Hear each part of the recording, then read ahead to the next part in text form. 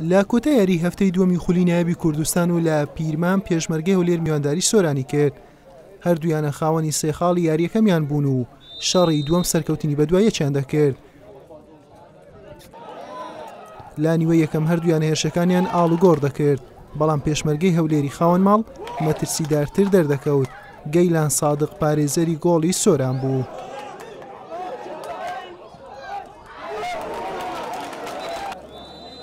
نیوەی دووەم یاریەکە تاکلایەنە بۆ پێشمەرگەی هەولێر بوو، بە چەندان لێدانی تۆپ بۆ گۆڵ هەوڵی گۆڕینی ئەنجامەکەیان دەدا. بژار مەهدی با لێدانەکانی لا گۆڵ نزیک بوو، بەڵام تۆپ بە نزیک ستون ڕێگای دەرەوەی دەگرت. فەرهەنگ خەریک بوو بربەستی یەکسانی بشکێنێت، بەڵام ستون ڕێگەی نەدا. یاریەکە با یەکسانی و بەبێ تۆمارکردنی گۆڵ بە کۆتا هات.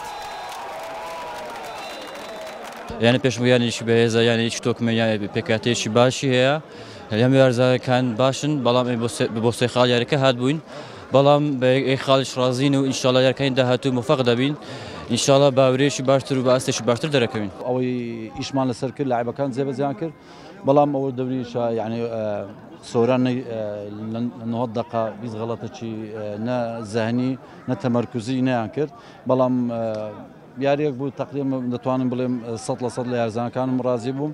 دەستخۆشی لە سۆران دەکەم بە جملەشی تەکتیکی خاستن لە نەدانی مەساحە و زایدەم پرێز لەسەر حامل کوڕە کە زۆر بەتوانا بوون. یارێکی خۆش بوو، هەرچەندە گۆڵی تێدا نەبوو، بەڵام دەکرا پێشمەرگە لە هەموو وەختەکان ینی چاومەلەوە گۆڵ تۆمار بکەن.